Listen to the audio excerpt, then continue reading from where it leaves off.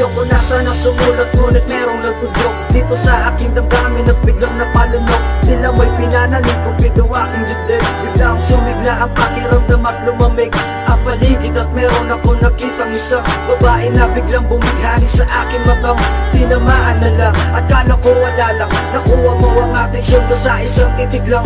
Ako ba'y sinasapian at wala sa katauhan? Nanginginig ang katawan nang ako't iyong lapitan. Gusto ko magpakilala pero walang lumalabas na boses sa aking bibig. Kahit man lang konting bigkas, nahihiyanan ba ako o natutorpe lang ako? Sumusunod aking mata habang ikay papalayo. Nangihinayang na sana ikaw ay nakilala ko. Maghihintay ako muli na tayo ay magtagpo. Di ko alam na ikaw ang mamahalin, sapagkat ikaw di sinasadya. Panaginip na ba ang bigla mong pagdating, at ako'y biglang nalulunod na. Hindi ko maintindihan na para bang gusto ko nang di mo dinadaan.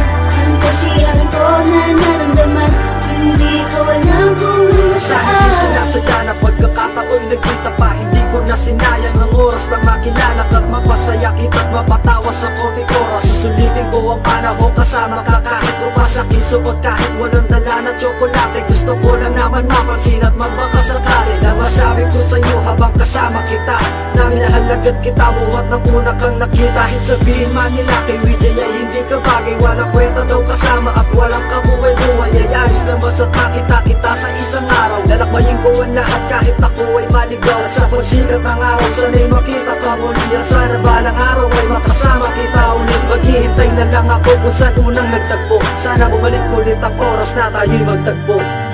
Di ko alam na ikaw ang mamahalin, sapagkat ikaw di sinasadya. Panaginip na ba ang bigla mong pagdating, at ako'y biglang nalulunod na. Hindi ko maintindihan na para bang gusto ko nang di mo dinadaan.